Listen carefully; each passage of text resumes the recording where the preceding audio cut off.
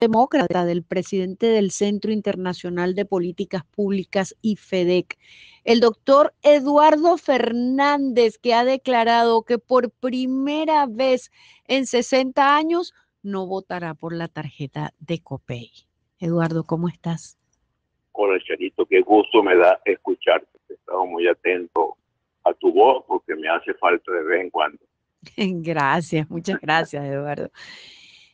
Yo realmente, este tuit me llamó la atención, Eduardo, porque yo hubiera apostado de que tú has votado por una tarjeta diferente a la de Copey en otras ocasiones, ¿no? Sobre todo en los últimos años, que ha estado la cosa muy confusa de cuál es la tarjeta del verdadero Copey.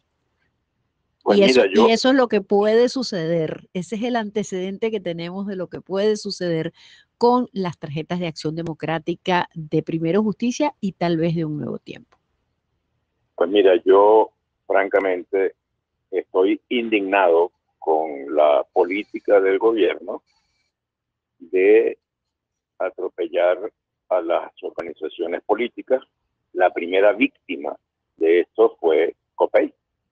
Uh-huh. Y después vino Acción Democrática, después Primero Justicia, y como tú lo dices, aparentemente hay una amenaza sobre Un Nuevo Tiempo y sobre no. Lo de Copey es una grosería, y entonces yo digo, mira, yo he pasado toda mi vida votando por esa tarjeta. Claro, en algunas elecciones, por ejemplo, el año 2015, no voté por Copey porque voté por la tarjeta de la unidad. ¿Te acuerdas? Una tarjeta que tenía una manito. Claro. Estábamos muy niños tú y yo, pero nos acordamos, ¿no? Ah, pero esa tarjeta también la quitaron. También le quitaron. Uh-huh. Entonces, digo yo, pues yo quiero votar. Yo creo que hay que hacer todo lo posible por salir de esta crisis, de esta situación, y creo que el único camino que existe es el camino electoral. Yo quiero votar, pero no me pueden obligar a votar por una tarjeta que está manipulada y manejada por el gobierno. Esa tarjeta, la tarjeta de Copey está manipulada por el gobierno desde hace ya por lo menos un par de años, ¿no? Sí, pero en el pasado no hubo ocasión, no sé. Yo voté, bueno, sí, yo voté por la tarjeta de Copey cuando Copey apoyó la candidatura de Henry Falcón en el 2018. Uh-huh. Pero antes ya te van a caer todo el mundo encima. ¿Por qué? Ay, este votó por Henry Falcón, que no sé qué más. Eduardo, porque estamos en un periodo, yo no sé si tú lo percibes igual. A mí me tiene absolutamente sin cuidado, porque los que votaron por Maduro fueron los que se quedaron en su casa. Es decir, Maduro es presidente por la abstención, no por lo que votamos por Falcón. Así es, Eduardo. Fue la abstención la que le dio a Maduro unos años más en Miraflores. Pero tú has mantenido todo el tiempo esta posición de que la vía es el voto, que la vía es el voto, e incluso has apoyado y participado de diálogos.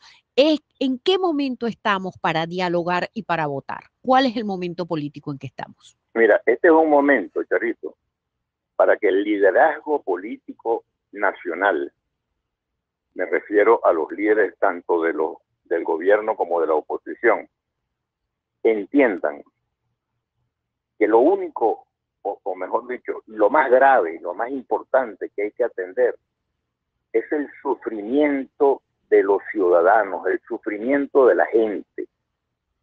Es el hambre, es la desolación, es el desempleo, es la falta de gas doméstico, la gente cocinando con leña, es la falta de gasolina, es la falta de servicios públicos, de agua, de luz eléctrica. Es que Valencia, que es una ciudad que está al lado de uno de los más grandes reservorios de agua dulce que existen en el continente, no tenga agua. Bueno, esos sufrimientos de la gente hacen que uno se haga esta reflexión.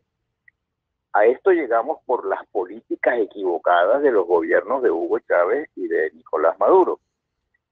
Pero, y además ellos llegaron al poder diciendo que venían a servir al pueblo, porque ellos eran populares, porque a ellos les dolía el pueblo, porque Acción Democrática y Copey se habían olvidado del pueblo y ellos venían a salvar al pueblo. Bueno, el pueblo está sufriendo inmensamente.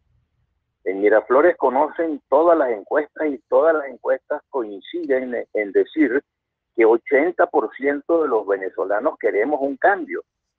Y además el señor Nicolás Maduro tiene que tener claro que mientras él esté en Miraflores, no hay manera de corregir la situación y de mejorar la situación de la gente. Al contrario, cada día que él está en Miraflores, la situación de la gente, de los ciudadanos, se hace más grave. En consecuencia, lo que tendríamos que estar trabajando es un gran acuerdo para formar un gobierno de unidad nacional, un gobierno donde el chavismo tuviera también su espacio, pero evidentemente un gobierno que fuera capaz de merecer la confianza de los organismos financieros internacionales. Me refiero al Banco Mundial, al Fondo Monetario Internacional, al Banco Interamericano de Desarrollo, a la Corporación Andina de Fomento, porque necesitamos los créditos, los dineros, la ayuda, el auxilio de esos institutos para reactivar la economía venezolana y para que desaparezca el hambre, para que desaparezca la miseria, para que desaparezca la desolación. Entonces va a ser una acusación terrible contra esta generación de políticos que no han sido capaces de entender que por encima de sus aspiraciones y de sus agendas partidistas y personales hay un interés nacional. Fue lo que sí entendieron Rómulo Betancourt, Rafael Caldera y Jovito Villalba en 1958, cuando suscribieron el Pacto de Punto Fijo, que por encima de las aspiraciones partidistas había un interés nacional que obligaba a la unidad. Entonces yo no me cansaré de predicar esto. Sé que mucha gente me acusará de ingenuo, algunos de cosas más graves que ingenuo. Me importa un comino, pero yo estoy obedeciendo a un maestro mío que fue San Pablo, que decía: insiste en tu verdad con ocasión y sin ella. El clamor del pueblo es que no puede seguir esta peleadera. Charito, tenemos 20 años en que hay mentás de madre de un lado para el otro y mentás de madre del otro lado para el uno, y mientras tanto la gente muriéndose de hambre y de desesperación, y las encuestas revelan otra cosa, que ya la gente no tiene ninguna confianza en el liderazgo político ni del gobierno ni de la oposición, porque los ve en una peleadera que no tiene, por cierto, por propósito aliviar el sufrimiento de la gente, sino que yo quiero tal posición y yo quiero quitarte a ti para ponerme yo, y yo quiero esto y yo quiero lo otro. Oye, ahora, Eduardo, tú eres un gran conciliador, tú eres un gran conciliador y tú has promovido siempre el diálogo como vía para los acuerdos, pero la confianza en que se respete un acuerdo, la confianza, o sea, porque quienes se sientan a dialogar es porque deben tener una intención de llegar a un punto positivo, que en este caso sería lo que dices tú, el bien de los venezolanos. Así es. Entonces, que en este momento hay confianza para un diálogo con el gobierno, hay confianza para hacer algún acuerdo que sea respetado por un gobierno que evidentemente no respeta ni la Constitución. Pues desgraciadamente creo que no hay confianza. Y no hay confianza, entre otras cosas, porque ninguno de los factores que dialogan tienen realmente la intención de obtener resultados. Entonces, hay unos que están confiando en una misteriosa invasión extranjera que va a venir de no sé dónde y y tenemos 20 años esperando eso. Hay otros que están esperando un misterioso golpe militar aquí, y entonces no se hace el trabajo político, no se hace el trabajo inteligente, no se hace el trabajo patriótico, sino que estamos esperando que el señor Trump, en un rato libre que tenga, mande unos marines a resolver problemas que los venezolanos tenemos, o que el general no sé qué vaya a dar un golpe de Estado para que saque a Maduro y ponga no sé qué gobierno. La política es lo contrario de la fuerza. La política es la inteligencia, es el razonamiento, es el patriotismo, es el amor por un país y el amor por un pueblo, por unos ciudadanos que están sufriendo. Y la política obligaría a ese ejercicio de patriotismo, que significa formar un gobierno excepcional, como pasó en Inglaterra. Carito, yo he puesto el ejemplo en mis artículos también. En Inglaterra, cuando Inglaterra estaba amenazada por la invasión del nacionalsocialismo de Hitler, el señor Chamberlain, que era el primer ministro, se dio cuenta que sus políticas habían fracasado, él había intentado por todos los medios entenderse con Hitler, no funcionó la cosa, y entonces llamó a su rival dentro del partido, que era Winston Churchill, y Churchill formó un gobierno de todos los partidos, con todos los partidos, un gobierno de unidad nacional para salvar la emergencia. Si algo hay en este momento en Venezuela es una emergencia gravísima y por tanto hay que hacer todos los esfuerzos por entenderse. Tú dirás, pero ¿hasta cuándo repites tú, Eduardo, eso? Pues hasta que me muera, porque yo quisiera, antes de irme de aquí, de este mundo, que Venezuela tuviera una solución inteligente, una solución constructiva, positiva. La fuerza no resuelve nada, sino que lo agrava todo. Y además es evidente que no se va a producir. Tenemos 20 años esperando la solución de fuerza y no se produce.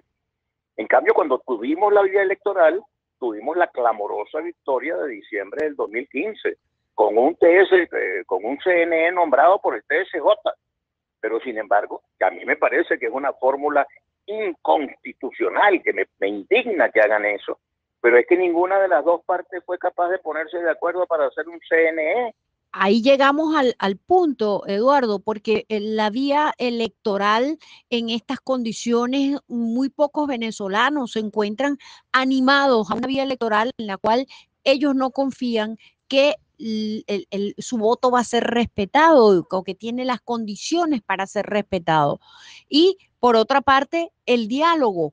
No hay confianza en un diálogo, en el respeto que se tenga por los resultados, por el cumplimiento de los acuerdos de un diálogo. Entonces, sin vía electoral, sin vía de diálogo, ¿cómo llegar a un gobierno de transición? La pregunta que me haces es muy interesante, porque mi respuesta es no sé. A mí nadie me ha explicado qué se puede hacer si no se toma la vía electoral. Así es, estamos como en un callejón sin salida, claro, donde claro. no vemos Entonces, cuál es la si alternativa. dicen, no, yo no creo en la vía electoral. ¿Y en cuál vía crees tú? Dime, ¿en cuál vía crees tú? ¿En los barcos de Trump? Yo veo por ahí unos venezolanos muy estimables que escriben unos comunicados y firman comunicados pidiéndole a Trump que intervenga. El señor Trump tiene suficientes problemas allá en su país, sí, para estar resolviendo los problemas de un país que es importantísimo para nosotros, pero para ellos no es tan importante. Ahora, entonces, Eduardo, yo quisiera un mensaje tuyo para cerrar la entrevista, un mensaje tuyo, porque yo creo que nadie lucha sin esperanza. Un mensaje de esperanza, Eduardo. Mira, el mensaje de la esperanza, hoy, por cierto, estaba en Últimas Noticias, un artículo mío, un artículo que escribo semanalmente, y ese artículo se llama Optimismo, y doy 10 razones para el optimismo. Invito a todos los que están oyendo esta conversación a buscar mi artículo de hoy en Últimas Noticias, en donde doy 10 razones para el optimismo. Ahora, ¿cuál es el mensaje de optimismo? Yo espero que en algún momento el liderazgo político venezolano se ponga inteligente y se ponga patriótico. Oye, inteligente para entender que no hay otra vía que la vía electoral, y patriótico para entender que el sufrimiento del pueblo no aguanta más, la gente no aguanta más, la gente está sufriendo demasiado, y en nombre de ese sufrimiento pues tenemos que lograr los acuerdos que correspondan. Ahora, ¿qué cosa más concreta puedo decir? Todas las encuestas demuestran que estamos 80-20. La oposición tiene potencialmente el 80% de los votos.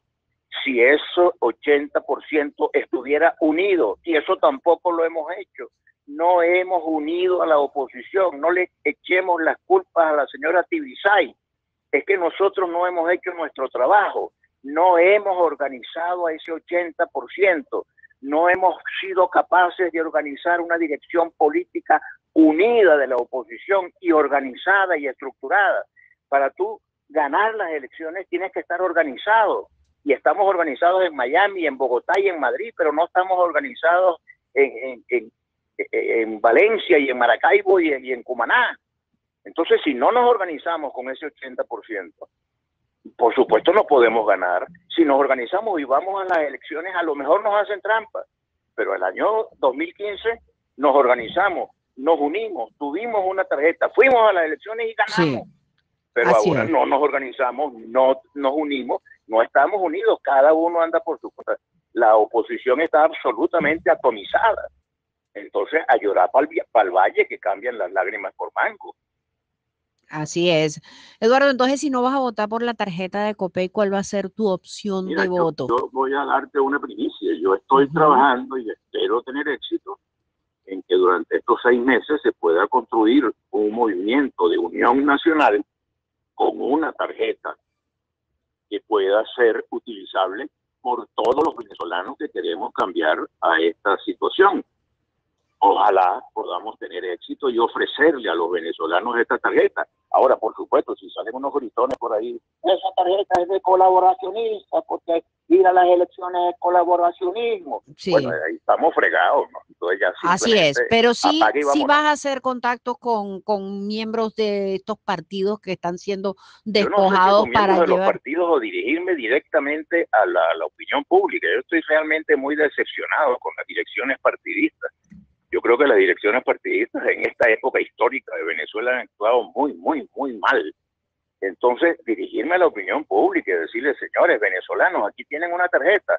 Esta tarjeta sirve para salir de Maduro y para salir del gobierno. ¿Usted quiere que Maduro se quede? Quédese en su casa y no vaya a votar. Esa es la mejor manera para dejar a Maduro en el poder. Quedarse en la casa y no votar. Ahora, aquí le ofrezco esta tarjeta para que todo el que quiera salir de esta espantosa crisis que estamos viviendo, de este horror de gobierno que tenemos, tengan una tarjeta por la cual votar. Muy bien, entonces primicia en el programa, a ver si consigues esa tarjeta. Vamos a ver si lo logramos, Eduardo, ya vamos. para que tú también tengas por quién votar. Yo también, que soy una botona inveterada. Okay, pues. muy bien. Muchísimas gracias. Muchas gracias, Charito, por llamarme y se te quiere mucho.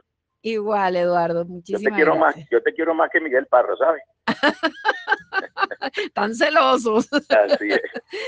Gracias, Eduardo Ferrer.